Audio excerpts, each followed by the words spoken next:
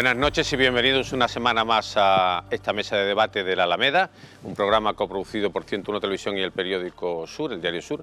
Y bueno, esta noche pues tenemos un programa bastante variado porque vamos a hablar primero, a raíz del incendio de Valencia, vamos a hablar sobre cómo está influyendo en otras ciudades, como por ejemplo Málaga, a nivel de precaución, de inspecciones. También vamos a hablar de trasplante, teniendo en cuenta que Málaga bueno, pues tiene el récord, un récord mundial que, como decía Iván Geliter en la información, no es discutible, es un dato objetivo, que es en la provincia con mayor ratio de donantes por cada millón de habitantes. Y finalmente tendremos una tertulia política en la que hay muchísimas cosas de las que hablar y de las que debatir. Y para hacer todo esto, para hablar de todo esto, pues en este primer bloque contamos con dos periodistas titulares en nuestra alineación, Ana Pérez Brián. Buenas noches, Manolo. Y Javier Recio. Hola, buenas noches, Manolo. Y para hablar de arquitectura, de seguridad, de todo lo relacionado con el incendio de Valencia, pues tenemos al concejal de seguridad del Ayuntamiento de Málaga, Abelino Barrionuevo. Muy buenas noches, Manolo. Bienvenido. Muchas gracias.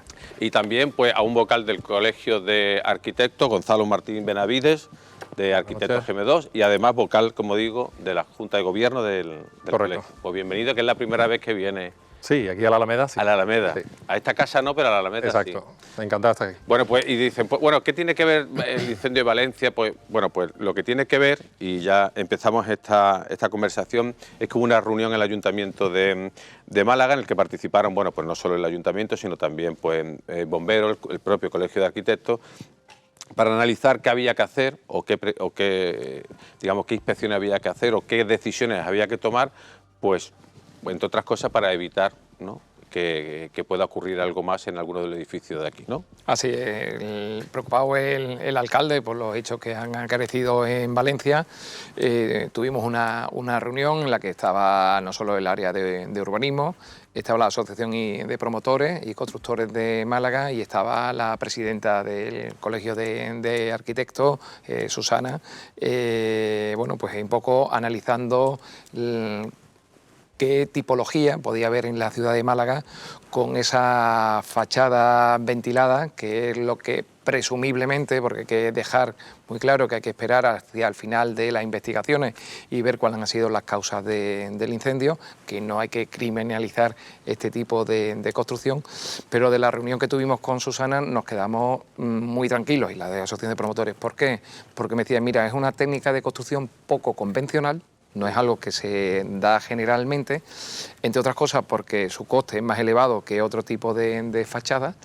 Ellos, que lógicamente conocen y se visan los proyectos, han quedado en revisarlos y que esperemos que no sea mucho, pues vamos, no quiero anticipar nada, y está Gonzalo, que en algo a lo mejor nos podrá clarificar, pero que estemos muy tranquilos en dos aspectos. Primero, que no van a ser muchos los edificios que tengan ese tipo de fachada.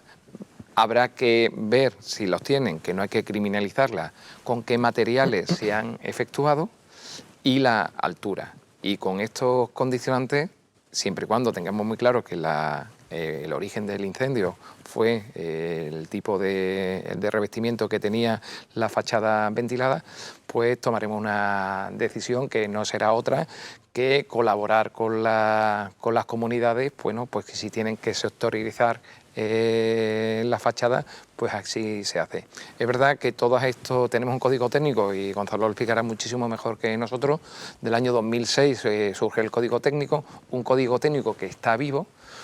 Hubo un incendio. Que está vivo significa, luego, por los espectadores que se va renovando, que no es, se va renovando permanentemente. Ahí, bueno, Gonzalo lo va a explicar muchísimo mejor que yo, que es más profesional en este campo, pero que se van haciendo adendas a ese código técnico con cierta jurisprudencia, entre comillas, mi jergo jurídico, sobre modificación de ese código técnico. Ese código técnico del 2006 se modificó precisamente en los temas de las fachadas y fachadas abiertas porque hubo un incendio en Londres Y bueno, a raíz de ahí... Torres de Crevillent, ¿no? Que fue en el 2017, ¿no? Con lo cual se analizaron los materiales en las que tienen que ir, digamos, solapados esa fachada abierta.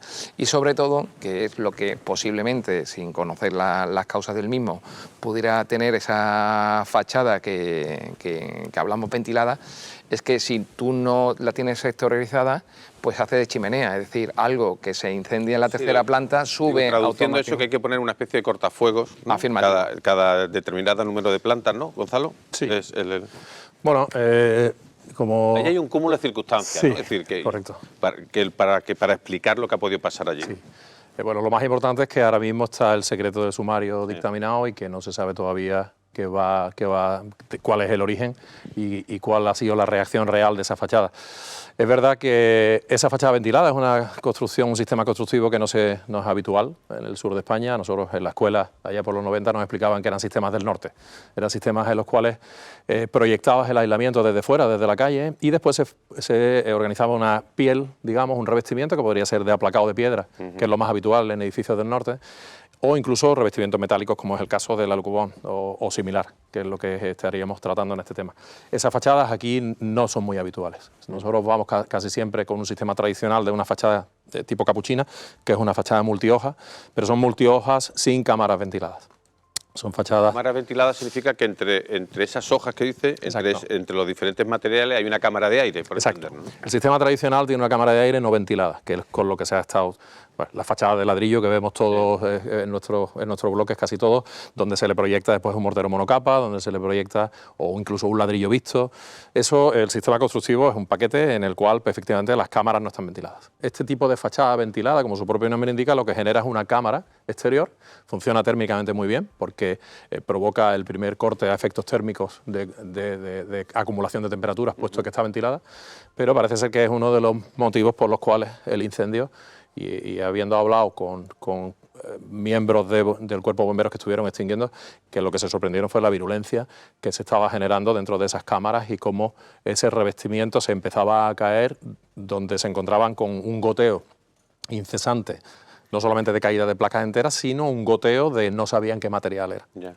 Entonces, nosotros aquí... Porque funcionaba como una chimenea, al fin y al cabo, ¿no? Sí, bueno, se unió el día de viento tal, parece ser que un cortocircuito, aunque se ven que hay posibilidad de que fuera un toldo, el toldo con la colilla, según hablas con bomberos, es más habitual de la cuenta. De hecho, las casas de toldo, una de las propuestas que te hacen cuando van a ver edificios donde tú estás en un bajo o en un primero y tienen muchos pisos por arriba, una de las primeras determinaciones que tienen es si quieres hacerlo ignífugo, de material ignífugo el toldo. Claro. Vale muchísimo más, pero me consta que hay mucha gente claro, que ante el riesgo de, y sobre todo si ves en la terraza, que es habitual tener un vecino que tira colillas, pues lo pongo ignífugo. Entonces parece ser que nace ahí y automáticamente esas llamas empiezan a afectar a la pieza exterior. Esa pieza de piel es una pieza compuesta por 2 láminas de aluminio que lleva un material interno, que es un material plástico, que ha sido un poco el que ha generado esa virulencia del incendio. Ese material es un material que lo que le da es rigidez a las placas de aluminio. Una placa de aluminio por sí, nada más que con el viento y las propias deformaciones de choque, pues se deformaría. Entonces lo que le da rigidez. Es verdad que esa placa, en el año en el que se construye este edificio y seguimos así, puede tener un material interno que no sea ignífugo, de manera que eso entendemos que va a ser lo que va a salir de ese dictamen y tenemos que ir pues encaminados, yo creo que a tratar que ese material que vaya ahí efectivamente no sea... Y como uno de los objetivos, ahora te paso la palabra, Javier, uno de los objetivos de hablar de esto aquí en la Alameda es precisamente no generar alarma, porque ahora no resulta... O sea, digamos, porque se han escuchado algunos comentarios, ahora no resulta que cada edificio que tenga más de 10 plantas tiene ese peligro, ni mucho menos. Entonces, eso es lo que quería un poco que aclarase, ¿no? Es decir, que esto es un caso muy concreto, que en Málaga puede haber algún edificio, ¿no? Puede haber, ¿no? En la universidad o el parque tecnológico parece que hay algunos. Sí. Pero que puede haber alguno, pero que no, la altura no significaba absolutamente nada, ¿no? No, en principio fue lo que tú dices, un cúmulo de circunstancias donde se une ese día de viento virulento, donde se une la colilla, donde se une ese material que tiene un alma que no es ignífuga, y bueno, se unen una serie de condicionantes que son, bueno, como la tormenta perfecta. Desde luego aquí en Málaga, como dices, tenemos que estar tranquilos porque no existe ese sistema constructivo. En Valencia sí me consta que se ha hecho mucho. En Valencia el sector que se desarrolló a raíz del edificio Calatrava y toda la zona esa nueva de expansión, precisamente tenían en sus ordenanzas, fíjate, un plan parcial muy curioso que analizamos nosotros cuando se aprobó, porque traía la obligación de hacer fachada ventilada. Fue un plan parcial muy innovador en aquella época porque obligaba a tener esos edificios con un cierto nivel arquitectónico y de hecho recomendaba que la fachada fuese ventilada. Entonces, una fachada ventilada te puedes encontrar que puede estar terminada en piedra, que no hay problema, obviamente la piedra todos sabemos que no arde, pero podrías tener esos revestimientos metálicos. Aquí en Málaga hay que estar tranquilo, quiero decir que... No, al respecto, sí. si ya tienen una primera valoración, han hecho un primer conteo de edificios, ¿saben ya cuánto Por hay? ahora no, estamos con ello porque es una tarea de ver documentación, sobre todo final de obra. Tú sabes que en el proceso de diseño de un edificio, bueno, lo más fácil y lo más sencillo, que es una de las cosas que vamos a plantear ahora la semana que viene, es empezar a ver visualmente esos edificios, que es lo más fácil. Porque después tienes en el expediente, tú sabes que el proyecto muchas veces tú lo diseñas, sobre todo a nivel arquitectónico, muchas veces en el estudio nos podemos diseñar cosas pues que nos gustan y después, bueno, pues el promotor a lo mejor dice, mira, no me llega el dinero para eso, vamos a cambiarlo. Entonces podemos tener unas circunstancias que haya en proyectos una serie de elementos proyectados precisamente con paneles alucubón o similar y que después en obra no se haya llevado a cabo. Y ahí se haya cambiado el revestimiento por un SATE o se haya cambiado el revestimiento o incluso la solución constructiva. Entonces tenemos una doble tarea. Primero ver a nivel expediente los últimos expedientes que haya y segundo una visual, puesto que el panel alucubón es fácilmente reconocible. Pero en cualquier caso parece que son revestimientos de edificaciones relativamente modernas, ¿no? Exacto. Estamos hablando de principios de 2000, que bueno, puede hacer ya hace 20 años, pero no hay que revisar todos los edificios. Y a partir del 19 ya cambia el código técnico y tienen que ser materiales ignúfugos y sectorializados lo que son las fachadas abiertas, digamos, ventiladas. Una pregunta dirigida al concejal. En Málaga cada vez se están haciendo más torres, ¿no? Sí. Entonces mucha gente se preocupa si los bomberos están preparados para llegar con la escala a edificios tan altos. Vamos a ver, Porque tengo entendido que había un problema. El ayuntamiento compró los edificios altos, lógicamente tienen que cumplir el código técnico, tienen una columna seca que se llama, donde se puede coger el agua a presión, donde tiene unos sistemas de prevención, porque además hay que focalizarse en esa prevención. Y en los edificios altos que nosotros estamos imaginándonos todos en los últimos años, todos esos edificios corresponden a un código técnico que es muy restrictivo, es decir, que las medidas contra incendios son muy grandes. El Real Cuerpo de Bomberos ha hecho prácticas en edificios en altura. Tenemos además un equipo de rescate en altura bastante bueno. Está Jesús Alba, está Antonio Ávila. Y los incendios se atacan desde dentro, es decir, desde dentro del edificio. Lógicamente no hay escala ni que llegue a las Torres Gemelas, ni que llegue a edificios a partir de una altura más grande. Pero es más, las escalas, que tenemos de 32, 3 escalas de 32, una de 42 y otra de 20. ¿La de 42 hasta qué piso llega, más o menos? 13. Cuando hay viento, y en este caso había viento, automáticamente, como ya es tanto técnico, no te deja subir. ¿Por qué? Porque lógicamente son unas escalas que además tienes que tener un espacio amplio, por poner las patas de seguridad y poner la escala, que no haya nada aquí pero cuando hay viento además no puedes utilizarla o la distancia es menor, y en el caso de Valencia... precisamente se vio en el rescate de claro, la pareja, se vio, ¿no? Eso es lo que yo iba a preguntar. Yo creo que tenemos todo en la memoria fresca el rescate in extremis de la pareja que tuvo que saltar para poder ser salvada. Hablábamos de la escala y de hecho una de las principales reivindicaciones de los bomberos, de todo el problema que ha habido ya en vías de solución, era que Málaga no contaba con una escala de 42 metros. De hecho ha estado 3 años sin funcionar, porque la han estado reparando en Italia, pero ¿no debería la ciudad, independientemente de que los bomberos ensayen desde dentro, contar al menos con otra escala de 42 Sí, metros vamos a por ver. si hay que hacer un rescate? Vamos a ver, de cuento. Tenemos tres escalas de 32, una de 20 y una de 42. Y todas funcionan, ¿no? La de 42 está averiada, pero lo que yo ¿Ahora siempre... está averiada Ahora otra está vez? averiada. Entonces, ¿qué es lo que...?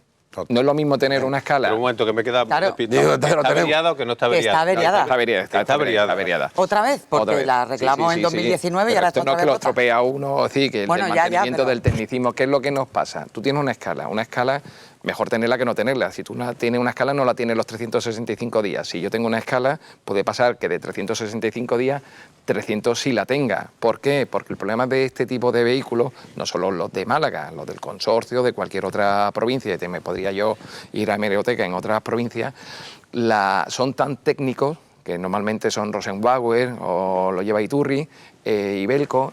Esto, las reparaciones las tienes que hacer en Madrid. Es decir, es tanto el tecnicismo que traen estas que no hay talleres homologados. Esto no es un coche que tú vas a un taller homologado que hay en cualquier provincia, sino que es un tema tan técnico, una escala que además cuesta 900.000 a 1 millón de euros, es decir, que no es barato y que ahí no se escatima. Entonces, cuando tú tienes algún tipo de avería, no la puedes reparar in situ aquí, tiene que ser por un taller homologado y ese taller homologado está fuera. Pero es cierto, además, también te diré que en este caso, ya te digo, la escala tiene una altura menos por el viento, los incendios no se atacan desde dentro más que desde fuera, que lo que hace es refrescar la zona, pero también te digo una cosa, ante un evento como hemos ocasionado en un incendio como ha ocasionado en Valencia, nosotros afrontamos con medios propios, por supuesto, pero también te digo que, igual que pasó en Valencia, tenemos un protocolo también firmado con el consorcio de bomberos, en el que mutuamente nos prestamos ayuda como no puede ser de otra forma. Entonces nosotros siempre llegaremos en una primera actuación y después, lógicamente, cuando ves que aquello se desborda, como precisamente ha pasado en Valencia, que no estamos hablando del incendio de un piso de 2, estamos hablando de un incendio de 2 bloques. ¿El incendio de Valencia se podía haber atajado desde dentro? Si Bueno, no hubiéramos tenido las escalas que tenían los bomberos de Valencia. Todos los edificios que diseñamos nosotros, el funcionamiento es el siguiente. Diseñamos siempre un núcleo central, que es una escalera de evacuación, que son escaleras protegidas. Quiero decir, lo habitual de un incendio es que se organice pues, en una cocina o en un dormitorio, rara vez en una fachada. Quiero decir, lo normal es que tú estás en el interior y por H por B, pues resulta que hay un conato de incendio que se produce al final un incendio. Entonces, generamos un núcleo, que ese núcleo es una escalera de protección que lleva un sistema de protección pasiva que es resistente al fuego durante X minutos en función de la altura del edificio, y por ahí ese es el elemento de evacuación. No están los ascensores, porque los ascensores en el momento de incendio no se pueden utilizar, pero es una escalera para que los bomberos vayan rescatando por niveles las familias. Y que la familia, por eso es importante cuando llegas a un edificio el conocer esos elementos de evacuación. En los hoteles, cuando vamos, todo el mundo ve el cartelito, que muchas veces no le hacemos caso, de la flechita y por donde tengo que ir. que nunca se le hace caso. Vale. Me consta, yo tengo algunos miembros de mi familia que sí, que se lo estudia un poco para ver por dónde es, ¿no? Pero no es lo normal. Sin embargo, cuando vivimos en nuestro bloque, pues estamos habituados y sabemos que esa escalera es la que nos salva. Pero ¿desde cuándo está eso en vigor? ¿Desde cuándo todos los edificios tienen que tener una escalera de evacuación? Bueno, estamos hablando de la CPI 91. Del año 91 teníamos ya protecciones de elementos, protecciones de resistencias contra el fuego. Estamos hablando de una normativa que lleva pues desde el año 91, muchísimo tiempo, y ahora Claro, debe pero seguir. pensar en zonas superpobladas de Málaga y además construidas claro. en bastante altura, como Carretera de Cádiz o La Malagueta. A mí es que me está dando la sensación, Correcto. Que ahí no lo hay- siento, ahí pero no me hay está dando esa la escalera, sensación ¿no? de que estamos pongo un quizás ejemplo. fiando Sí, mucho sí. la casuística a la salvación interior, cuando Sí. realmente lo que tendríamos que tener quizás es los medios exteriores de bomberos para no tener que ni pedir permiso o medio al consorcio, ni tener que ir por dentro, porque si el Pero- incendio pero, se Ana, yo produce, creo- ¿sabes? Me consta que en proyectos de rehabilitación de muebles, por ejemplo, o incluso de hoteleros, hay escaleras de evacuación exterior. Hay edificios antiguos que no se hacían efectivamente con escaleras protegidas, y cuando se ha hecho una remodelación integral, por narices tienes que Pero pasar por yo creo bombero, la que bombero es el que Malagueta- te dice, en oiga, la tu Malagueta, en escalera la está carretera de eso Cádiz todo. puede haber Sí. sitios, o sea, puede haber edificios en los que no 60. puede haber escala, ¿no? Digo por espacio, ¿no? Puede haber, no, lo que puede haber son escaleras que no estén protegidas. No, pero me refiero No, que la incluso una bomberos. escala de bomberos. Ah, bueno, no, una puede- escala de bomberos. Yo te Claro. hablo de la Malagueta, estamos hablando de una altura media de unos 16, 17 pisos. Edificio Horizonte, toda la batería de edificios Tú puedes de tener la una Mela. escala de 42 metros Y no la puedo utilizar en no la puedes determinado utilizar. ¿Por qué? Porque no tiene la anchura para montar un camión de esa envergadura. Por eso tenemos de 32, por eso tenemos de 20 y porque, te vuelvo a decir lo mismo, los incendios, y te hablo los que son profesionales, se atajan desde dentro. Es decir, aquí se dejó quemar el edificio, no hubo otra Ya. solución. Por la Bueno, hubo una evacuación express por parte del portero que gracias Sí. a Dios Sí, empezó sí. a sacar a gente por esa escalera de protección. Me imagino que en un momento dado el propio humo, pero al final las muertes casi todas son por humo, Por humo. es Sí, por inhalación por de humo, humo, sí, no es por ventilación. No por, muchas veces decimos, oye, Y por la ¿te llama. vas a quemar? Pues no te quema, lo que hace es que te mueres antes por el humo. Eso cuando proyectamos edificios, yo en mi caso personalmente pues proyectamos un edificio con 6 plantas de sótano, que me tuve que ver con el cuerpo de bomberos y me dijo, claro, Jorge Márquez en su día, me dijo, o sea, ¿por qué hacéis 6 sótanos? Bueno, pero era la época mala y era para salvar una promoción de viviendas. Bueno, pues el caso es que se hicieron. Y se hicieron con todos los sistemas que Bomberos nos puso. Porque al final tenemos que estar, digamos, en el mismo bando y le hicimos una serie de elementos adicionales a los que marcaba incluso la norma. ¿Por qué? Porque Jorge me decía, tú no has estado en un -6 en un incendio. No has estado. Tú en el momento que empiezas a bajar a un -6 ya no sabes si estás en el -2, en el -3 y encima con presencia de humo, que es lo peor. Entonces metimos un sistema de extracción y de ventilación, sistemas de columna seca, dotándolo incluso con elementos más allá de la normativa, porque Bomberos en ese caso decía, oye, ya es por mi salvación y por mi riesgo. Nosotros cuando proyectamos edificios al final estamos siempre con Bomberos, porque tenemos un informe preceptivo, tanto a nivel de obra nueva como a nivel de rehabilitación. Y la verdad que el departamento funciona fenomenal. Todos los Y técnicos que hay ahí. no sé, digo, yo no entiendo. Sí. La columna seca que digo para los espectadores que puedan. Bueno, la columna seca es una columna, es una tubería que dejamos precisamente en seco, con una toma en fachada, de manera que el camión de bomberos viene con agua y mete presión en esa columna y esa columna se llena y así tienes puntos de agua directamente en cada una de las plantas. Por ejemplo, entonces es un sistema que, bueno, En la Avenida Andalucía, donde he vivido mi juventud, sí tiene columna seca en los edificios de la... ¿Y los edificios de a Sí. partir de qué fecha tienen esas columnas secas? no, la columna seca venía ya definida en el 91, en el CPI 91.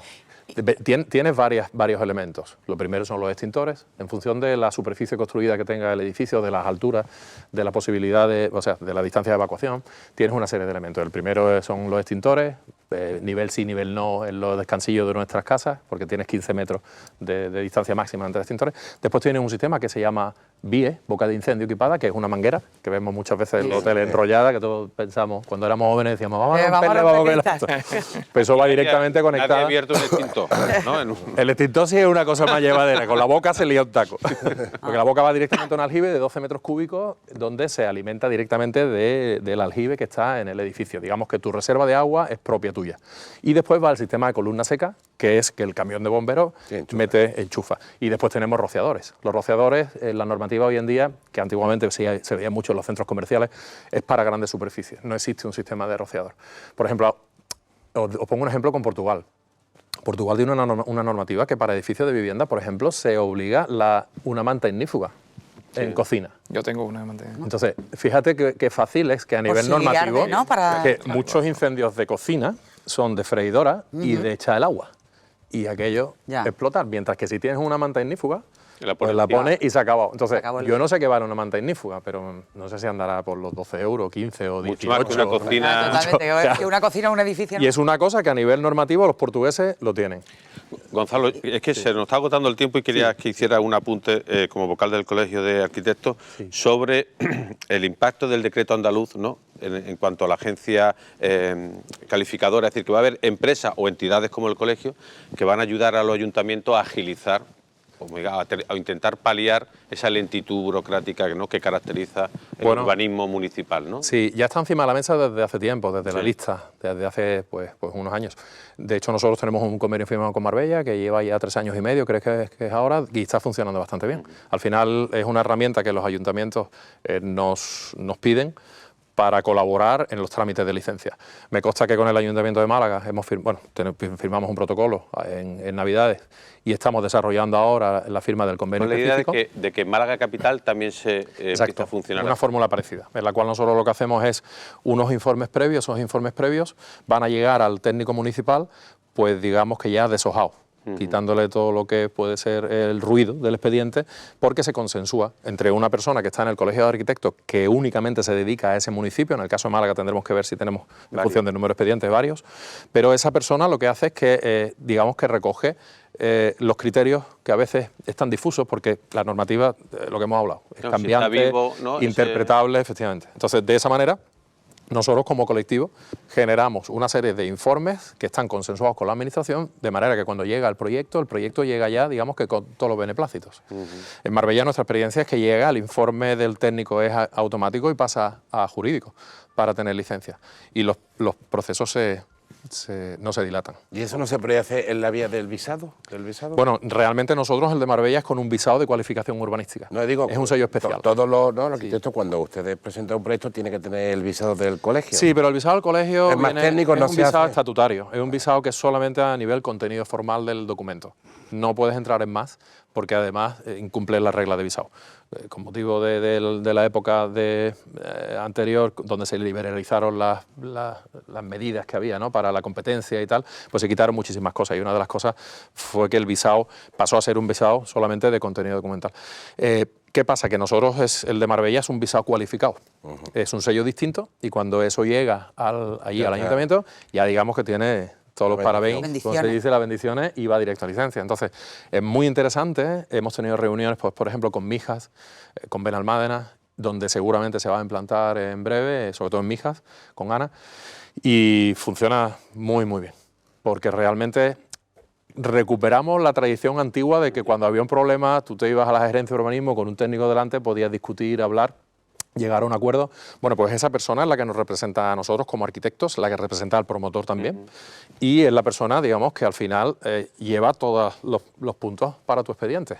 Recibes un correo electrónico donde te dice: Gonzalo, con estos 7 puntos esto va para adelante, y tú ya pues se lo explicas al promotor. Bueno, pues a ver si con eso ya la gerencia urbanística de Málaga agiliza un poco, ¿no? Vamos por buen... Bueno, pues hemos llegado al final, gracias a Abelino Barrionuevo, concejal del Ayuntamiento de Málaga, gracias a Gonzalo Martín, que además te volveremos a llamar para que venga aquí a la mesa, que hay muchas cosas de vivienda hecho de las que hablar. Perfecto. Y bueno, vosotros seguís aquí y a ustedes les decimos que sigan ahí, que volvemos en unos segundos.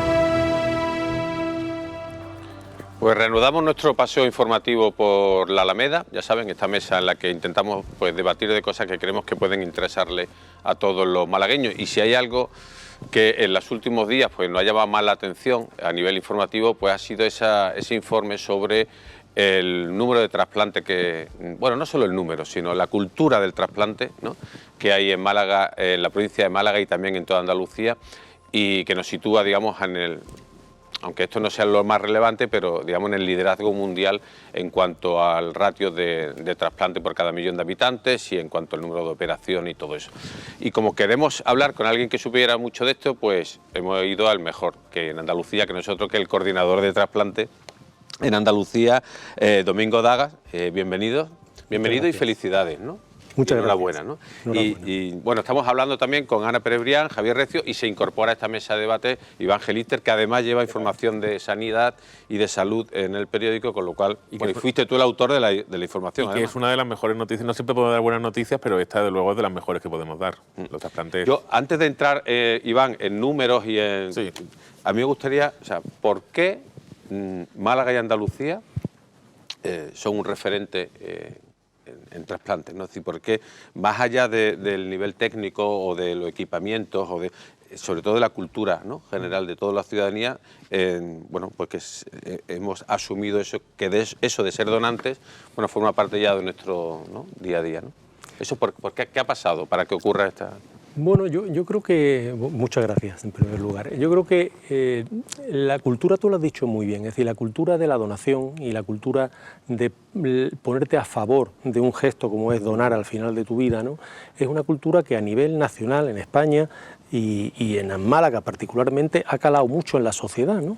Y esto nos lleva a hacer una reflexión que a mí me gustaría empezar por aquí ya de entrada, ¿no? Y es que yo creo que cuando una sociedad es consciente de que la única manera de hacer trasplantes es que incorporemos la donación en nuestro legado vital, es decir, incorporemos la opción de donar al final de nuestros días, se cierra un círculo virtuoso, ¿no? Y es como una persona que vive a lo largo de su vida fallece y después de fallecer sigue dando vida a otras personas que no tienen otras alternativas para seguir viviendo. Y yo creo que esa es la clave de la sociedad malagueña y de la sociedad española, que llevamos 32 años siendo líderes mundiales en donación y trasplante.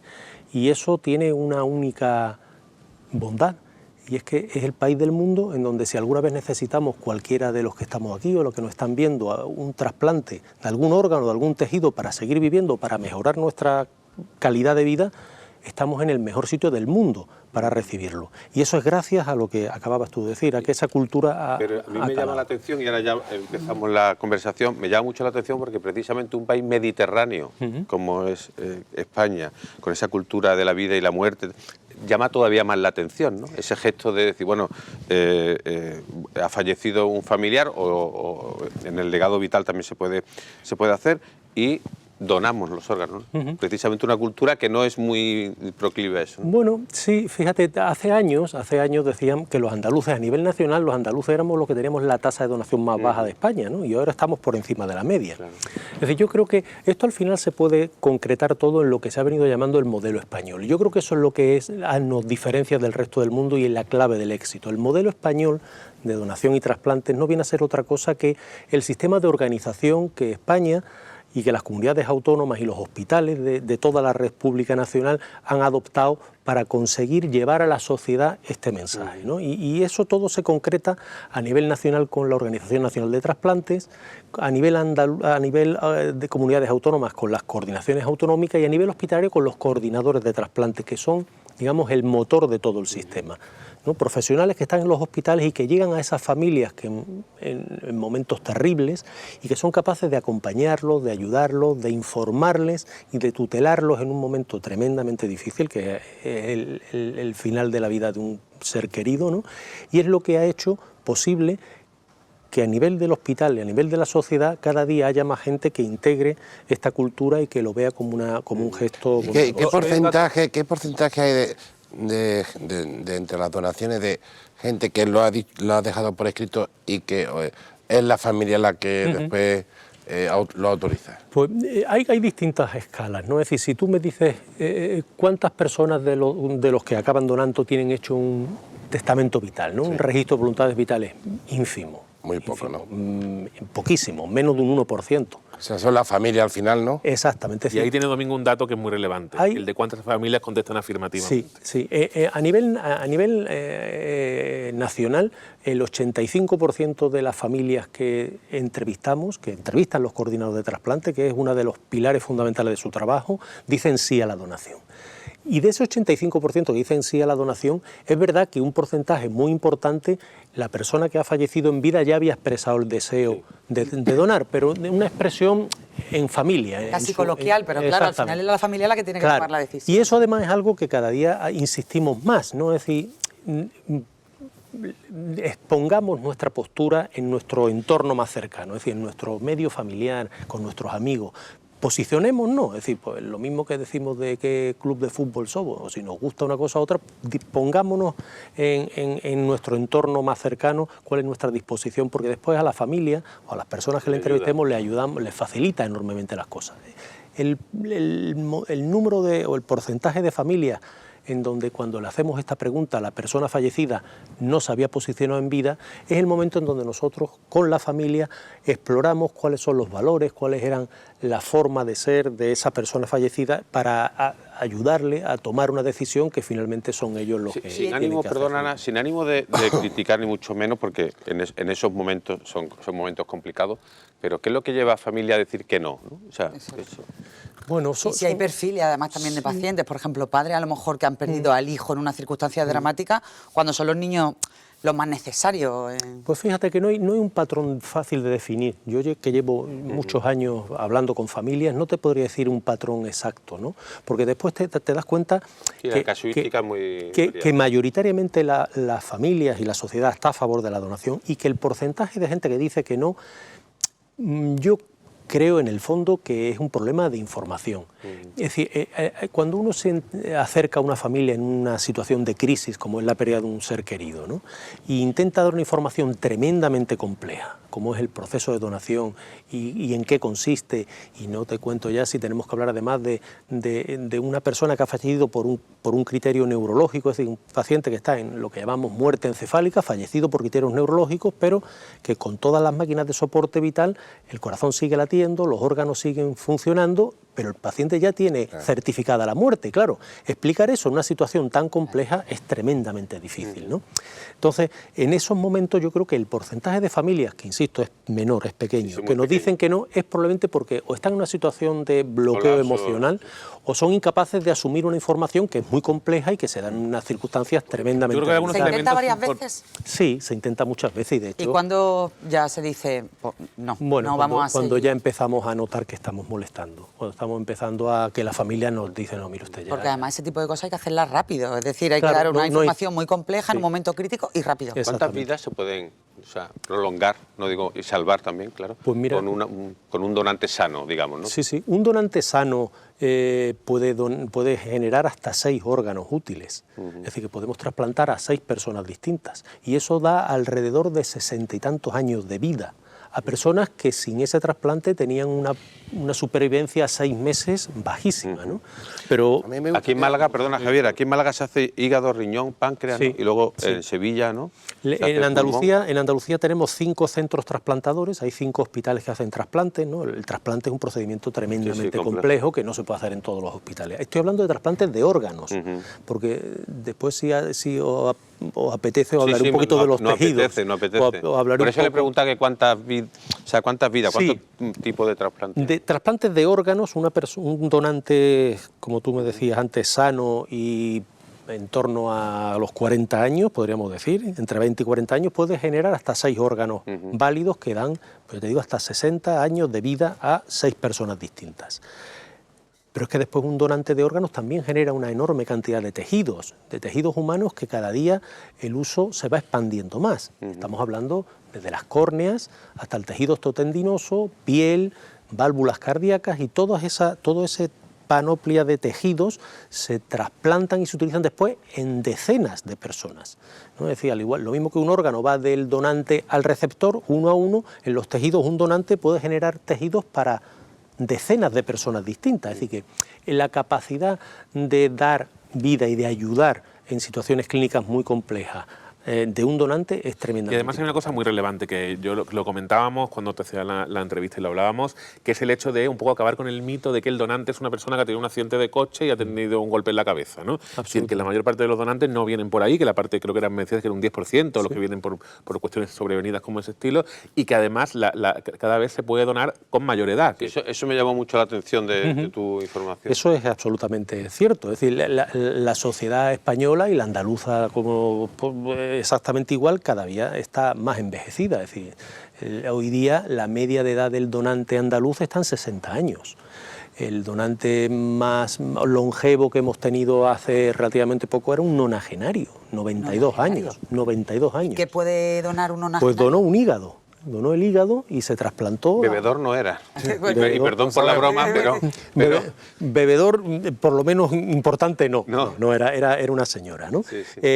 Una señora que con 92 años hacía una vida autónoma. Es decir, que claro, y decir, ya es lo que yo te comentaba el otro día por teléfono, Iván, cada día en medicina, ¿no? Ya en trasplante, en todo, la edad cronológica tiene menor valor. Es decir, de tal forma que es la edad biológica la realmente importante. Hay personas con 70 años que tienen una extraordinaria calidad de vida y hay personas con 50 años Ya. que tienen un deterioro muy Sí, importante. Sí, a nivel de resultados, que el índice de fracaso que hay de los trasplantes, y me llama la atención que dice usted 60 años porque es una media de 10 años de supervivencia.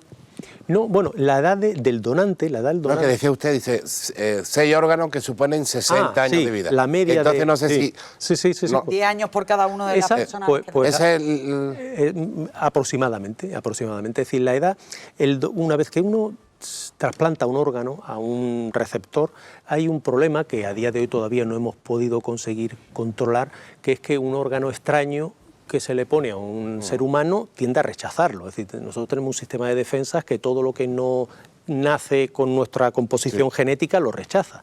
Claro, el órgano del donante que se le trasplanta al receptor es un órgano que no es suyo, que tiene una constitución genética distinta y tus defensas intentan destruirlo.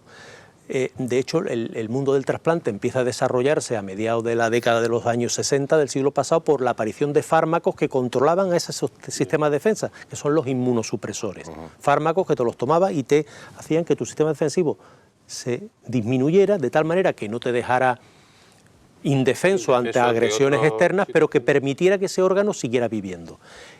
Ese es un reto que aún todavía tenemos mucho camino que recorrer, porque es verdad que el rechazo agudo prácticamente ya no se produce, ¿no? O sea, la mayoría de los trasplantes acaban con éxito. A corto plazo y a medio plazo todos. ¿Qué ocurre a largo plazo? Estamos hablando de 10, 15 años, pues que esos órganos acaban deteriorándose a una velocidad mayor que el resto. órgano natural de la propia persona. Y es uno de los problemas que nos estamos enfrentando hoy día en el primer país del mundo en trasplante, es que cada día tenemos que retrasplantar a más personas.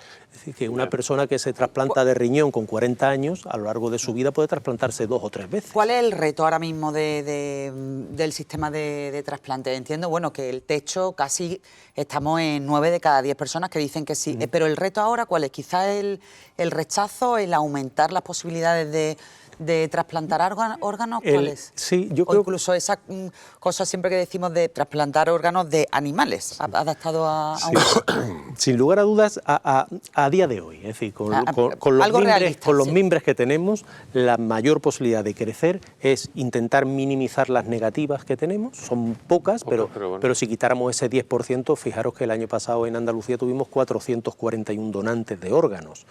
Pues si ese 10% que nos dijo que no, pues nos hubiéramos puesto prácticamente en 500, es decir, que ganaríamos como 50 o 60 donantes de órganos si dejáramos a cero las negativas. Esa sería una vía de crecimiento. Otra vía de crecimiento, desde el punto de vista de la aplicación clínica, es evidentemente el desarrollo de la terapia inmunosupresora, que están apareciendo fármacos nuevos que cada día intentan controlar más el rechazo y permitir una sobrevida de ese órgano durante más tiempo. A medio o largo plazo, el futuro está por ahí. Está claro que el futuro va por órganos artificiales, por el senotrasplante, que son órganos de animales bien modificados genéticamente o bien animales que sirvan de incubadoras de órganos humanos. El futuro está en la ingeniería tisular, en la ingeniería celular, pero eso a día de hoy es todavía mucho ruido, por desgracia. ¿Y cuántas personas han fallecido esperando un trasplante? O sea, no han fallecido, fallecen al cabo del año. Pues mira, menos de un 5%. Menos de un 5%. De hecho, el reto que hoy día tenemos en España y en Andalucía que nadie, ¿no? es intentar que nadie fallezca en lista de espera. Es decir, una vez que el paciente, y aprovecho para hablar un poco de la lista de espera, claro, lista de espera en trasplante vamos a tener siempre. En medicina quitar la lista de espera es prácticamente imposible. Lo que nosotros pretendemos en el mundo de la donación y el trasplante es que la lista de espera no crezca, es decir, controlar la lista de espera, y lo que es más importante incluso es que una vez que el paciente entre en lista de espera se trasplante lo más rápidamente posible.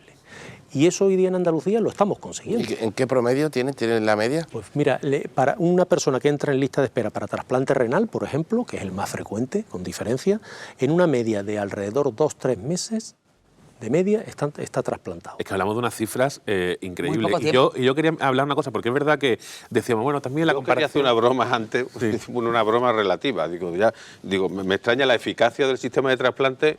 Que ojalá todo funcionara frente a la así. lista de espera. Es decir, claro, si algo en la salida funciona como un reloj, que es el sistema de trasplante, ya podía funcionar otras cosas así. Pero bueno, no le voy a meter en ese compromiso. No, yo lo que quería era un poco... Yo sé que a mí no me gusta especialmente la comparación, pero yo creo que es importante que la hagamos para que los espectadores sepan dónde dónde estamos, ¿no? Que hablamos de que somos récord, pero somos récord con mucha diferencia. En el caso de que separar los números de trasplantes que se hacen con la tasa de donación, ¿no? La tasa de donación en las personas que se convierten en donantes. No que dicen que donan, sino que se termina produciendo, ¿no? Y hablamos de que la media andaluza está en un 51 aproximadamente, en Málaga está en un 52, en España está en un 48, pero es que si nos salimos de España, Domingo, estábamos en un 20%, me parece. La media europea está en un 20%. Casi no llega al triple.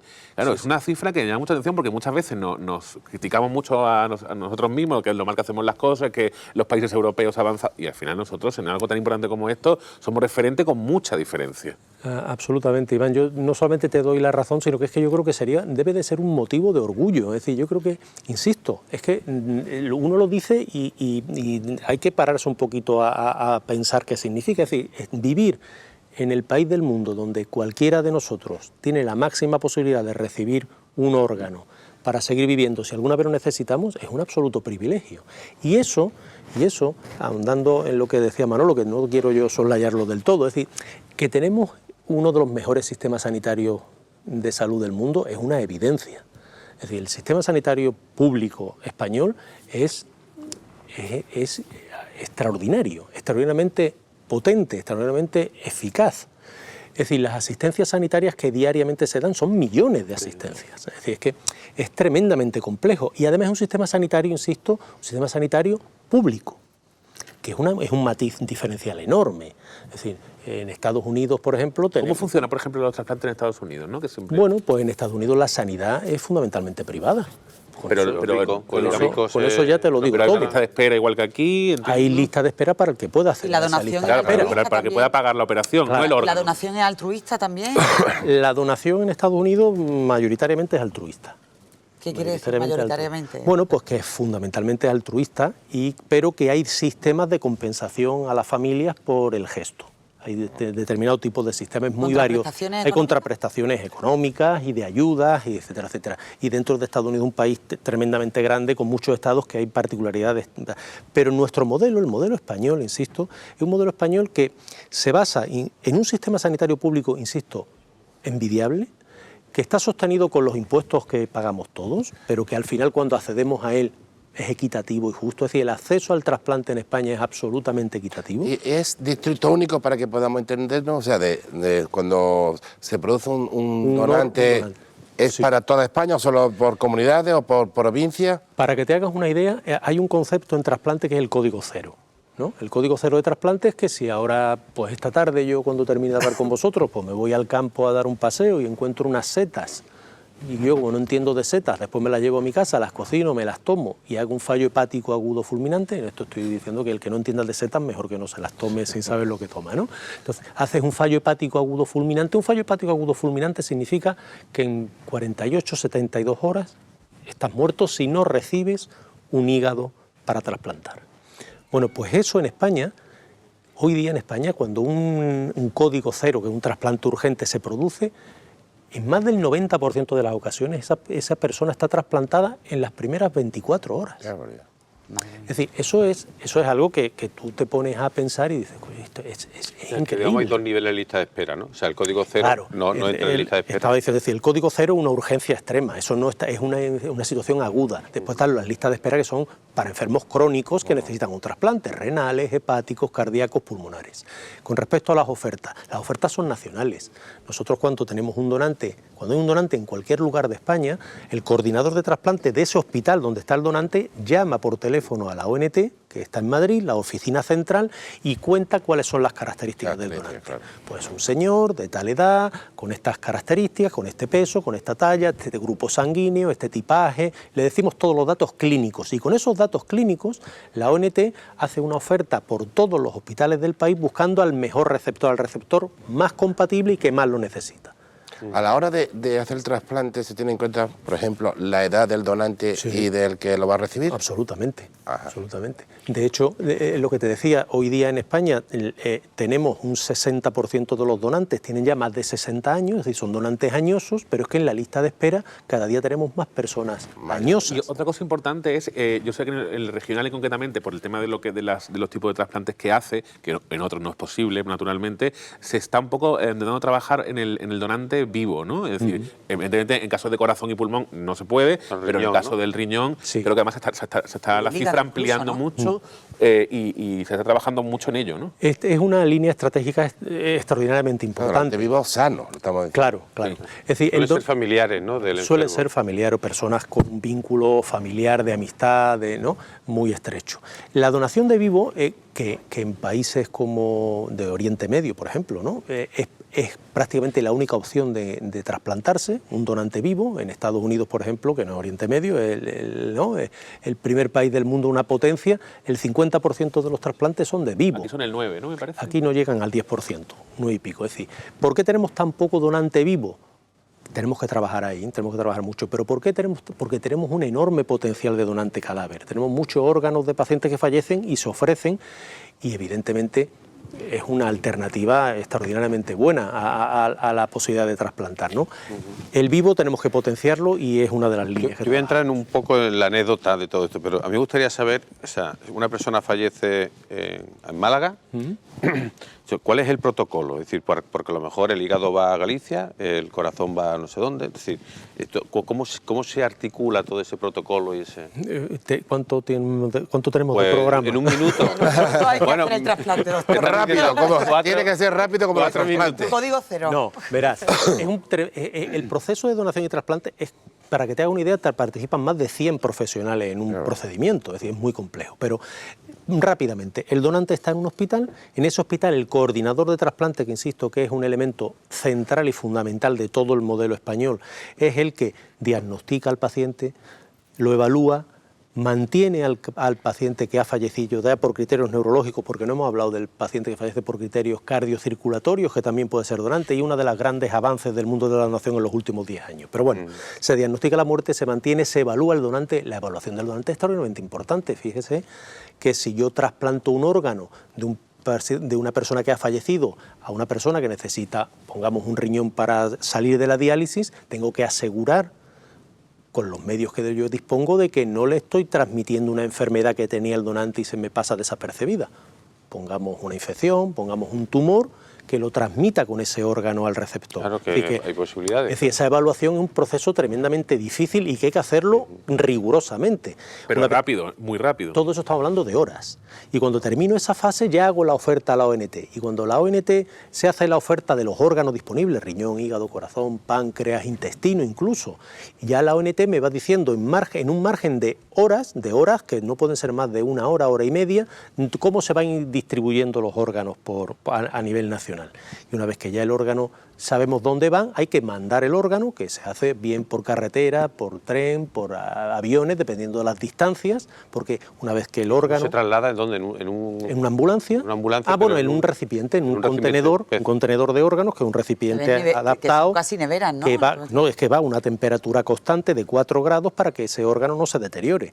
Y a partir de ese momento empieza un tiempo de isquemia, que llamamos isquemia fría, que no puede pasar de 6 horas en el caso del corazón y el pulmón, de 7, 8 horas en el caso del hígado, de 12 horas en el riñón, 12, 16 horas, y después ese órgano llega a un hospital que es donde se va al trasplantar y que previamente ya alguien ha tenido que llamar al receptor, porque la inmensa mayoría de los receptores están en casa esperando que le suene el teléfono. Que vaya rápido a... Y a veces el receptor está también lejos del hospital. Evidentemente. Fíjate, en Andalucía, por ejemplo, tenemos un solo programa de trasplante pulmonar que está en Córdoba. Si el receptor está en Almería, hay que llamarlo con la antelación suficiente como para que esa persona desde Almería se desplace hasta Córdoba, ingresa en el hospital, se prepara, se haga una serie de estudios, se haga en fin. De todas formas, la gente que está esperando un órgano está bastante preparada también para eso, ¿no? Para el hecho de saber que tiene en cualquier momento que salir disparado, ¿no? Evidentemente eso en las consultas ya se le explica, se le facilita todos los transportes, si necesita algún transporte distinto al propio que sí lo tienen, y se les dice cuánto tiempo tenemos para tal, en fin, eso es un sistema que está perfectamente engranado y es, bueno, pues el secreto del éxito, ¿no? Es decir, que es un procedimiento muy complejo, pero que tenemos que hacer en horas. Yo tengo una curiosidad. Un minuto, ¿eh? Bueno, 30 segundos. ¿Cuánto tiempo o todo ese proceso absolutamente frenético que ha descrito? En Málaga, por ejemplo, en el hospital de referencia, que hay uno a la semana, uno al mes, ¿es normal? 281 al año. Unos 5 a la semana. 5 a la semana. Habrá más de un coordinador, ¿no? Habrá más de un coordinador. Afortunadamente sí. Afortunadamente. Pero no creas que somos tantos, ¿eh? No creas 5 que a la somos semana. Bueno, pues 281 al año. no hemos quedado sin tiempo y la verdad a mí se me ha hecho cortísimo. Sí, sí. O sea que lo invitaremos otra vez para Cuando otra queráis. ocasión. Cuando queráis. Y lo que le he comentado al principio, enhorabuena, felicidades para todo el equipo, todas esas personas que participan en cada trasplante y bueno, pues... Yo me vas a permitir, Manolo, Sí. 30 segundos. Ni 30, 15. 15, de agradecimiento. Agradeceros a los medios de comunicación, ya se lo dije a Iván el día que me llamó por teléfono, estamos aquí en un plató de televisión, agradeceros a los medios de comunicación porque uno de los secretos del modelo español también está en la colaboración que hemos tenido siempre por parte de los medios Pues de comunicación. muchísimas gracias también por ese detalle y a ustedes despedimos a Domingo Lanza y... Dagas no lanza, me he equivocado de arma. Bueno, y a ustedes les decimos que se queden ahí que volvemos enseguida.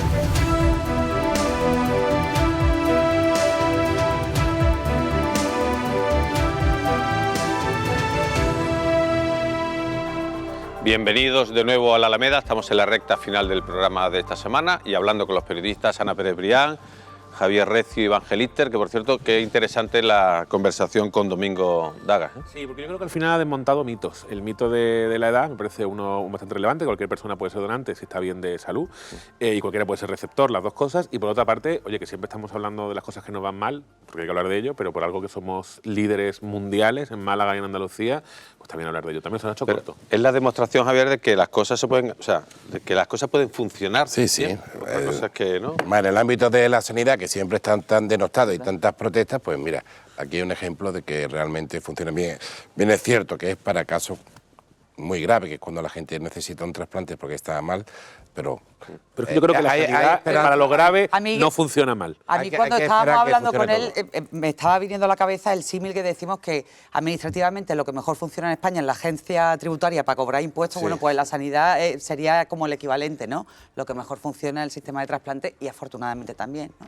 Aunque Pero bueno, también después- lo otro podría ir Después de los dos la mano. primeros bloques que hemos hablado sobre arquitectura, vivienda, sobre todo a raíz del incendio de Valencia, luego del sistema de trasplante, ahora vamos a entrar en la política y bueno, tenemos un invitado que es J. Carmona, secretario general del PP aquí en Málaga. Bienvenido. Muchas gracias, Manolo. Y vamos a hablar porque él es uno de los que salió en la foto de Alberto Feijóo en Galicia, porque además se dedica sobre todo a todo lo que son los estudios demoscópicos, ¿no? Y electorales.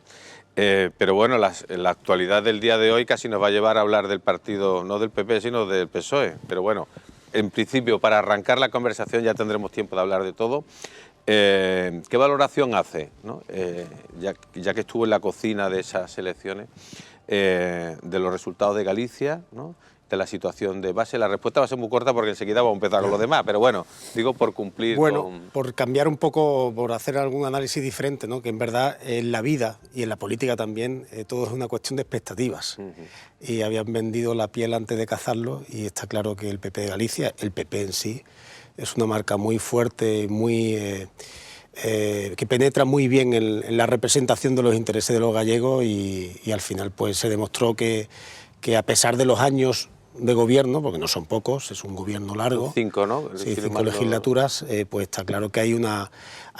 Yo percibía en los días previos a la campaña algo de deseo de cambio, pero contrastaba con una altísima valoración del gobierno y esa connotación Bueno, pero eso ya es distintas. consustancial con el Partido Popular, que la última semana de una campaña le entre el miedo, ¿no? Eso ya Sí, está siendo ya lo que sí es casi cierto, tradicional, por decir algún dato que sí vi relevante, es que se movilizó el electorado del Partido Popular todavía más en los últimos días. Las últimas 72 horas de unas elecciones son más importantes de lo que la gente cree. Cada vez más los datos que tenemos son que la baja adscripción política general de los ciudadanos y, digamos, esa posibilidad de votar a uno u otro, que existe cada vez más, provoca que el voto haya transversalidad, Pero haya mucha en más esas volatilidad. 72 horas, ¿qué es lo más importante? ¿No meter la pata o hacerlo bien? Es decir, Lo que percibimos es que la gente, en general, no tiene conciencia de que se vota hasta el jueves o el viernes antes del domingo. Es decir, sí, saben que hay un escenario preelectoral que dura X tiempo, ¿no? Pero el momento de la verdad, que diría la gente del marketing o la gente del mundo de la empresa, el momento de la verdad es cuando se va a votar. Y bueno, creo que en algunos estudios nos sale que hasta el 5,6, 6% o 7% en algunas elecciones decide el voto el último día. Yo siempre digo un poco la broma, ¿no? Depende de cómo vea esa mañana que amanece Yo creo que las escenas de la gente en el colegio electoral mirando qué papel cogen, yo los últimos años lo he visto más veces, que incluso en el propio colegio, ¿no? Un poco mirando, sin tenerlo claro. Hombre, no tenerlo claro entre bueno, claro, ocho propuestas, no lo claro pero entre Vox entre dos, y Podemos, ¿no? pero... El voto ideológico en sí, el voto ideológico, es decir, aquellos que somos del Real Madrid o del Barça y que decimos que nunca nos vamos a cambiar, Aquí somos del Málaga. Aquí somos del Málaga, somos del Málaga, Sí, pero para que me entendáis, sí, pero como del Málaga no te vas a cambiar, te intento decir de lo que estarías dispuesto a cambiarte. Sí. En verdad es así, pero ha bajado bastante, sobre todo después de la pandemia, hasta 25, 26 puntos. No es poco, ¿eh? Es decir, hay menos adscripción a unas siglas y por tanto existe mayor posibilidad eso también tiene sentido porque se ha abierto el abanico, ¿no? Es decir, hay más partidos. No. Sobre todo desde 2019, 2020, sobre todo a partir de 2020. Creo que la política es importante, pero la gente, digamos, entiende que vota en función de lo que se le pregunta. Es decir, tú le preguntas correctamente o aciertas en la pregunta que crees que van a responder los ciudadanos y es mucho más posible que te voten independientemente de la ideología. Eso es un poco abstracto, pero bueno, hablando... Eso puede explicar iba a decir la victoria, no, porque no ganó, pero la supervivencia de Pedro Sánchez, sin por duda, ejemplo, ¿no? Sin duda. La gente por esa respuesta, hubo un número de gente que no quería votar a Pedro Sánchez, acabó votándolo por el mal menor de una posible coalición. Pero esa gente que votó a Pedro Sánchez, ¿tú crees que, por ejemplo, pensó en votar a Feijóo? Sin duda, sí. Bueno, lo reflejan Lo que las pasa encuestas, es que no solamente preelectorales, sino las postelectorales. Existe una... Es que me parece un poco asombroso, y yo sé que tú sabes mucho sobre esto y no te lo discuto, pero me parece asombroso, visto un poco desde fuera, que como están separados los dos bloques, por llamarlo de alguna manera, haya alguien que sea capaz de cambiar de un bloque a otro así con tanta facilidad. Me sigue asombrando, ¿eh? Los bloques eran difícilmente movibles hace una década, como dice Manolo. Con la irrupción de partidos nuevos, esa posibilidad de que las personas voten a distintas siglas a las que han votado siempre comienza a darse con mayor frecuencia. Pero yo creo que la pandemia todavía eleva muchas más esa parte. Y en mi opinión, y a lo mejor es una opinión particular, todavía vivimos momentos pospandémicos en cuanto a la sociología de vida, la política, las decisiones... Pero sin embargo, que yo ahí, vamos, por lo que dice Iván, la política cada vez está más polarizada. Hay una polarización muy bestial entre los dos bloques. Si quieres llamarlo pro Pedro Sánchez o anti Pedro Sánchez. Claro. Yo creo que era un poco las elecciones de julio eran así. Ayer, en el estudio que salió antes de ayer, me parece, de Identidad Andaluza, dice, por ejemplo, que Andalucía tiene la menor polarización de España. Es decir, hay polarización, pero se ha reducido el espacio de gente que se considera de extrema derecha o de extrema izquierda. Eso no significa que el debate no esté polarizado, que son dos cosas distintas, en mi opinión.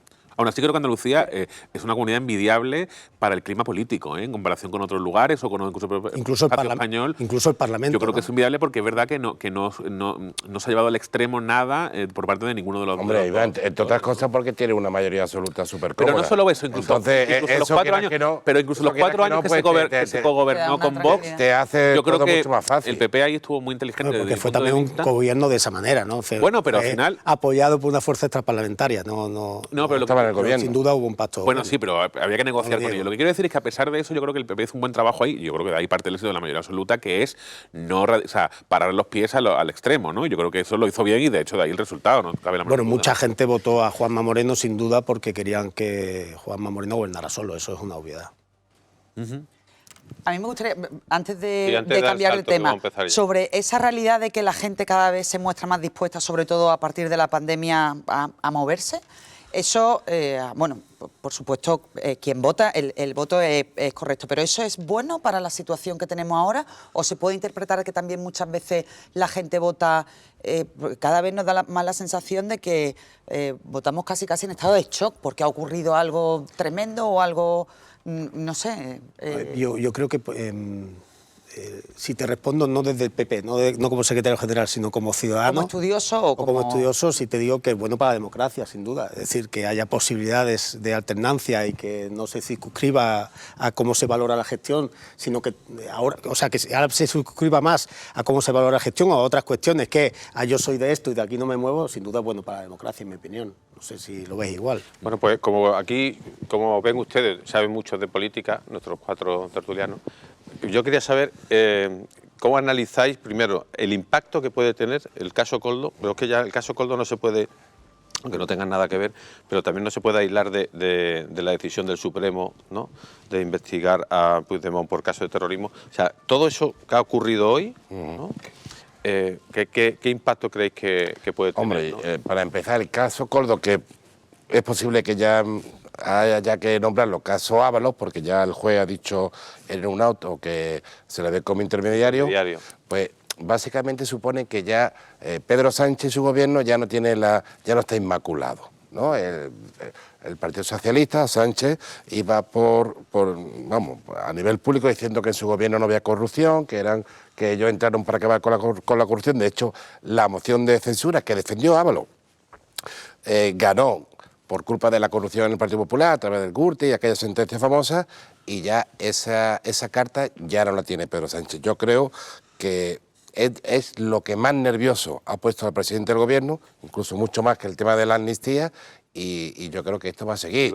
Ya está apareciendo incluso ya que si la mujer que también mantenía reuniones como conseguidora, no se sabe muy bien de qué, porque pinta la mujer del presidente del gobierno reuniéndose con empresarios. O sea, que ya que esto empieza a oler bastante mal. Bueno, yo creo que hablar aquí de la mujer del presidente no tiene yo no lo hablaba, porque no se habla en ningún momento de que haya cometido ninguna irregularidad en ese caso. Yo creo que hay que circunscribirse bien a lo que se está hablando. Yo creo que lo que más le preocupaba a Pedro Sánchez era mantener la mayoría de la investidura.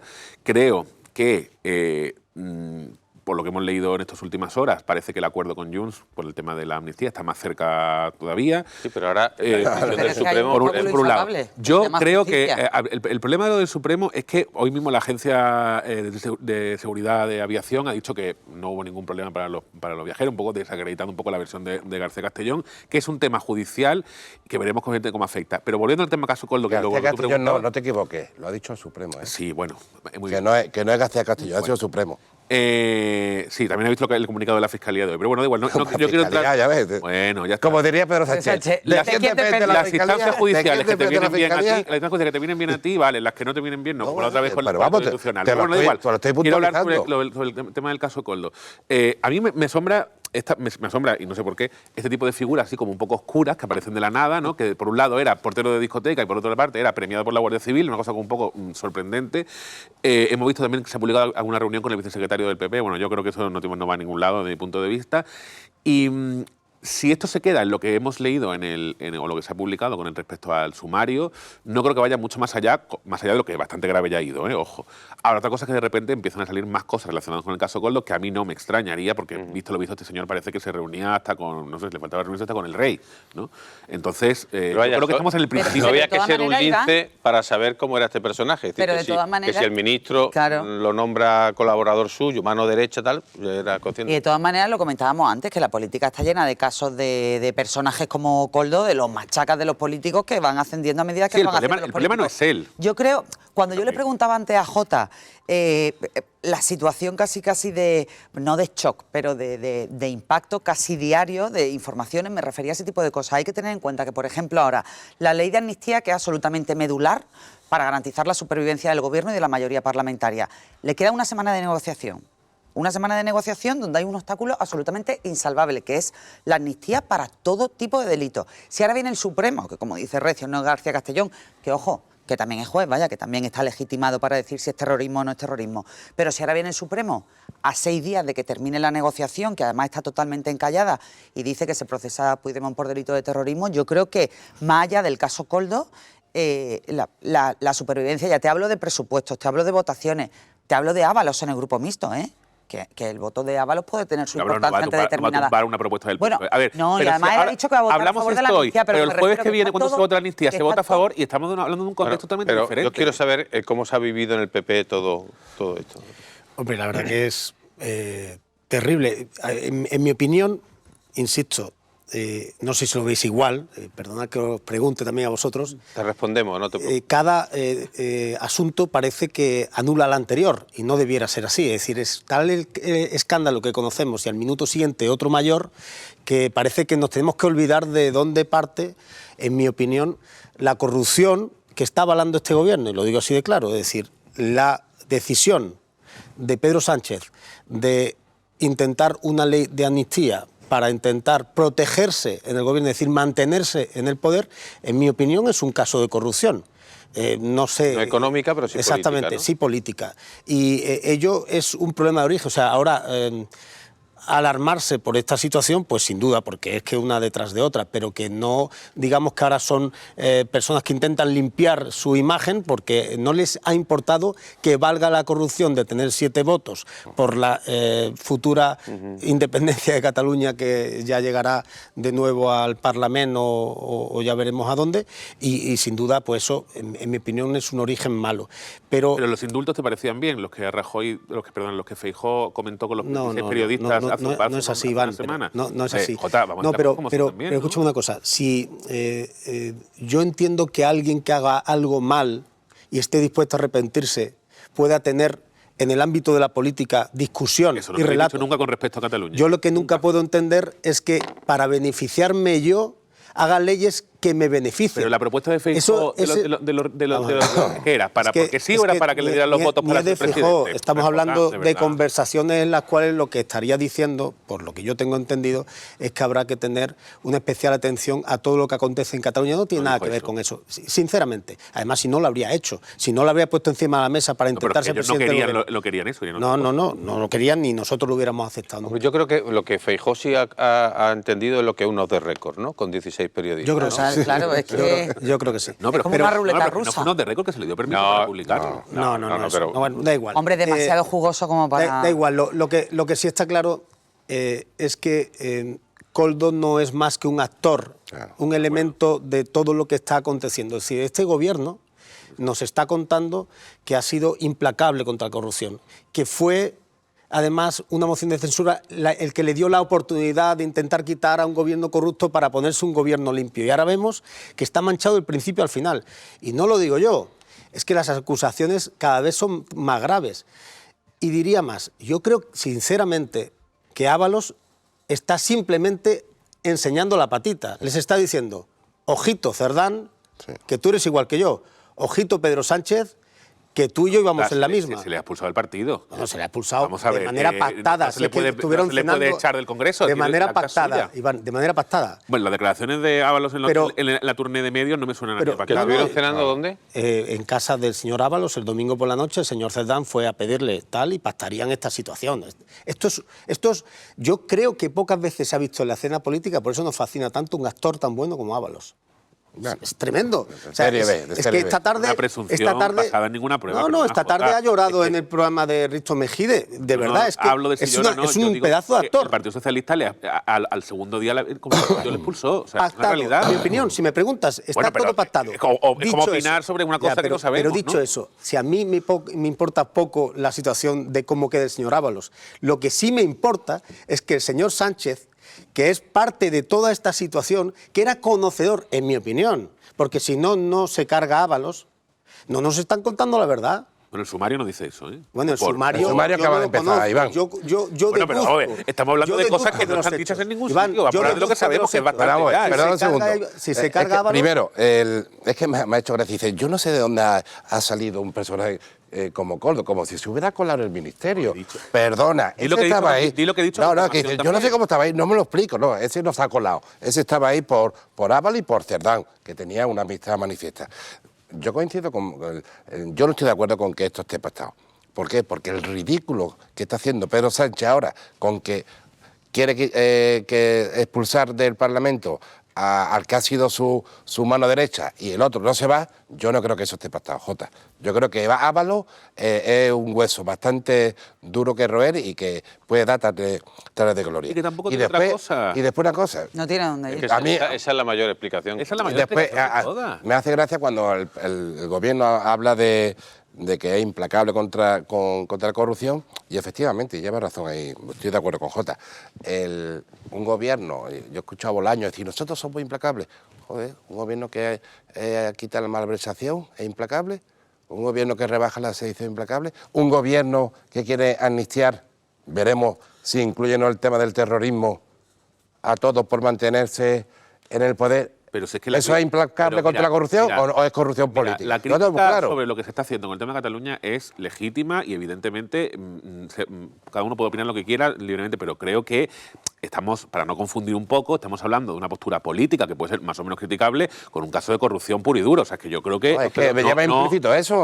Bueno, Iván, en tu opinión, que la mía no. Claro, yo no Pero voy a hablar por ti. además, Iván, no sé tú qué opinas, es que en España, por razones que todo el mundo conocemos, el terrorismo lo identificamos con ETA o con casos como el de ISIS o tal. Pero es que el delito de terrorismo no es... No solo meterle... Feijóo también opinaba que eso no iba a ningún lado. A mí me da igual lo que opine Feijóo. Bueno, pero es que digo está bien. Feijóo que lo defienda Jota, déjame terminar. Es lo que opino yo, es decir, que es que el delito de terrorismo, basta leerlo en el Código Penal, o sea, lo que fue ETA, lo que es ISIS, lo que tal, es el máximo, pero es que luego por debajo hay mucho... El propio Supremo la ha calificado de terrorismo callejero. Claro, o sea que es una figura que evidentemente Puigdemont no es un terrorista, pero puede haber cometido un delito de puede ser imputable por la intención. Hace poco, no intento comparar, pero hace poco un joven en Sevilla lo detuvieron por la intención de hacer daño en base a una ideología islamista. Sí, está claro, del terrorismo está claro que intentar no entender la separación de poderes es un daño terrible a la democracia. Lo digo en serio. O sea, lo que estamos viendo durante estos meses, o estos 100 días, parece que llevan meses o años el nuevo gobierno de Pedro Sánchez, es sobresalto sobre sobresalto. Ana lo definía antes, sé que no se refería solamente a eso, sino a la situación política en general, como un shock. Es verdad, estamos intentando poner a la democracia como en un shock permanente, como si estuviéramos permanentemente dándole ¿cómo se dice?, un electroshock, ¿no? Y eso, sinceramente, ¿cuánto aguanta? ¿Cuánto aguanta la credibilidad de un sistema democrático que pone en duda todo su sistema judicial? Con nombre y apellido. La culpa es de este juez y tal. Cuando a mí me interesa. Cuando no te interesaba, el juez era fantástico, le ascendía en los más altos cargos. O tu gobierno entero forma parte de la judicatura. El sistema judicial no es creíble. El judicial también se le puede criticar. ¿O a vosotros os parece Sin bien? duda, ¿Os parece bien que haya un presidente del Tribunal Superior de Cataluña que opine sobre una ley que no se ha aprobado diciendo que no le considera, pero hemos cuando luego la va a escuchado tener barbaridades que en el Congreso. Eso me parece... Iván, ¿tú coincides que hemos escuchado barbaridades en el Congreso, que se han dicho barbaridades por parte de los partidos secesionistas, me refiero, sobre la independencia judicial? Con nombre y apellido, diciendo tal y cual. Eso es una auténtica barbaridad, no se puede permitir, ni siquiera por la presidenta del Congreso. ¿Vamos contra la libertad de expresión en el Congreso de los Diputados? Porque se diga lo que vamos a intentar defender la democracia y el sistema de valores democráticos. El gobierno no puede entrar a señalar. Perdona, el gobierno no. Sí, se ha entrado. Ministro del gobierno. Lo que acaba de decir Jota, que no hace falta que ejerza de su portavoz, es que ha dicho, que ha sido los portavoces de los partidos independentistas los que han dicho eso. El gobierno, dime qué persona ha atacado duramente al gobierno como lo ha hecho el Partido Independentista. De Sumar con nombre y apellido, Iván. Yolanda Díaz. De Sumar, y Sumar forma parte Yolanda del Díaz, gobierno. al juez. Claro. El ministro de Cultura, claramente. ¿Pero es que no se puede criticar a los jueces? No es una cuestión de criticar a los jueces, es poner en duda el sistema judicial. No, poner en duda, yo pongo en duda, como hay que poner en duda tú puedes todo, criticarlo, pero no puedes decir que los jueces son unos fachas. Pongo en duda el papel que están ejerciendo algunos jueces en los últimos tiempos. Claro, lo pongo en duda, pues claro que lo pongo. No puedes dar a entender que la Fiscalía depende de ti, siendo presidente del Gobierno, igual que no puedes poner en duda que el sistema judicial es independiente del legislativo y el judicial. Y el ejecutivo, perdón. Es que esas tres debería poderes ser son fundamentales. Correcto. ¿Que se puede criticar las actuaciones de algunos jueces en los últimos meses? Por supuesto que sí. No estamos hablando de eso. Por supuesto que se puede criticar. El problema sería que no se pudiera criticar. El problema no es criticar, es poner en cuestión cualquier decisión como si fueran corruptos. Están acusándoles de corrupción. El Partido Popular toda la vida con los casos de corrupción también ha puesto en tela de juicio. Pero yo no estoy hablando de lo que haya dicho el Partido Popular ahora. Es que ahora parece que es inmaculado, nunca habéis criticado a un juez. Sin duda nunca habéis criticado a un juez. No, lo que habéis dicho, ¿sabes qué? Que lo ibais a controlar el Tribunal Supremo por la puerta de atrás, como lo dijo el portavoz del Senado vuestro, que por eso no se llegó al acuerdo aquel hace unos años. ¿Eso no lo dijo vuestro portavoz en un mensaje? Sí, es verdad que lo dijo. Sí, es verdad que lo dijo. Es que de verdad, es que ahora va a parecer... Actitud reprochable está claro, y equivocaciones en todos lados. ¿No te acuerdas de eso? Pero es que el problema viene que tú estás en contra de eso, del sistema de elección de los jueces. No. Es que los jueces se tienen que elegir Entre No, entre los jueces ellos. no. Pues sí, perdona, Todos pero los poderes sí, del Estado emanan de porque la al gente, final- no emanan de los Porque al jueces. De la final... gente, eso vamos a ver, qué de lo que tontería vota es. la Lo que dice la gente. Constitución. No, la Constitución... perdona, la Constitución habla del Tribunal Constitucional, de 20 dice que tiene que ser 8, y el resto que una ley lo dirá. Tenemos Perdona. un problema Y antes, judicial, lo estás diciendo. 12 ¿Por qué no vamos a jueces darle lo una eligen oportunidad que los propios jueces Claro. tengan un ¿Y por qué no régimen la mucho habéis más hecho cuando democrático? gobernabais vosotros? Claro, y eso... Bueno, pues esa es la crítica. Qué curioso. Acepto la Pero crítica. qué curioso, oye, No, que curioso cuando no, gobernáis- acepto habéis la gobernado crítica. vosotros, Porque como lo habéis que realizado, Nosotros lo hemos todo. llevado en los ¿Qué programas ocurrió? electorales, ¿es correcto o no? ¿El qué? ¿Nosotros lo hemos llevado en los últimos programas electorales, ¿es cierto o no? Sí. Bueno, pues una voluntad, no lo hemos hecho antes, Pero esa es que, una crítica. independientemente de que gobierne el Partido Popular o gobierne el Partido Socialista, a mí no me parece que los jueces tengan que elegir entre ellos en su totalidad, porque me parece que tienen que elegirse, todos los poderes del Lo Estado que lo elige la gente, necesitamos y en ese caso es tiene que derivar credibilidad del y Parlamento. mayor independencia. Y siempre se ha hecho así con un acuerdo. El problema es que cuando siempre se ha hecho así con un acuerdo y cuando gobernaba el Partido Popular Pero había tenían más crítica. jueces, El propio la Ciudadanos derecha, creció y gracias a esa Tiene que oferta haber- política. Tiene que haber un y ahora sistema- cuando no gobernáis, cuando lo queréis No, no. cambiar, porque esa crítica lleva años. Cuando estaba En la manejando última Rajoy década ha Iván, existido una Iván, importante... Iván, ¿tú crees que el No. Tribunal Constitucional, la composición actual del Tribunal Constitucional es saludable? Me refiero con saludable a que es evidente quién ha puesto a cada uno, cómo vota cada uno, incluso alguna magistrada del Tribunal Constitucional, antes de una ley, ya la ha criticado, la ha defendido, no sé. Entonces, Mira, o sea, por te diferenciar. hago la pregunta porque Sí, te contesto. si es el Parlamento, si son los partidos políticos los que eligen a los jueces, pues mal A ver, vamos. te contesto. Yo creo que con respecto al Tribunal Constitucional, y como el resto o sea, hablar solo de Constitucional me parece un poco que no sería justo, porque en el Supremo también hay jueces, hablo en el caso, por ejemplo, del Tribunal Superior de Justicia de Cataluña, que también ha opinado una ley antes de que se apruebe. Y además siendo 30 siendo juez del segundos, tribunal. Iván. Entonces, creo que hay que confiar, nos gusten o no nos gusten, en la profesionalidad de los jueces. Creo que se les puede criticar, pero creo que es el mejor sistema de elección el que hay en este momento desde mi punto de vista, quizá con matices, pero me lo parece. Y durante muchos años ha habido una mayoría de derechas y no ha pasado absolutamente nada, como Porque la hay de que izquierda. etiquetar, es que yo creo que el error de base es cuando decimos los jueces progresistas y los jueces Bueno, pues conservadores. es una cosa que hacemos hay un nosotros, error de en base, realidad, ya, pero los periodistas, ese es el digo. error de No, base. porque después votan según Claro. lo que defiende uno y lo que Ya, defiende otro. claro, Eso es pero- una realidad. pero Eso es sí, una realidad. Una realidad, pero tampoco. Pero Javier, Vamos, aquí ha es que habido, estoy de acuerdo. aquí ha habido un juez del Por eso Tribunal sí, Constitucional quizás- que era el ponente de la ley del aborto y como no tenía mayoría, ha tenido en la ponencia guardadita durante 8 años. Que me parece mal. Eso es una vergüenza. Pero ¿y dónde se ha criticado eso? Pero, En ningún Iván, sitio. Iván, si yo estoy en contra de eso. Lo que pasa es que tu solución es diferente a la mía. Yo digo que se elijan los jueces entre ellos y se acaba el problema, porque ya no serán criterios ideológicos, serán más Ah, no, criterios porque los de- jueces no tienen ideología. No, no, Javier, no, de no. verdad, por favor. De verdad. Entonces ya podemos analizar quiénes son las personas que llegan a la justicia, porque se ha publicado muchísimas veces, Claro. porque son aquellas personas que tienen más recursos, porque Ah, no son las que digas pueden tonterías. permitir. Iván, de Eso verdad, digas no sabes. tonterías, Eso se por decía favor. antes de los médicos Ay, también. por Eso favor. más- Es lo mismo más es- antiguo, eso es Iván, más Iván, antiguo. por favor. Hemos consumido ya el tiempo. Ya muchas gracias a J. Carmona por venir aquí. Gracias también Iván, Gracias. a Javier Recio, a Ana Prebrián y sobre todo gracias a todos ustedes por acompañarnos una semana más, y la semana que viene volveremos a hablar de Málaga, de la provincia y de todo lo que creemos que pueda interesarle en su vida diaria. Volveremos la semana que viene.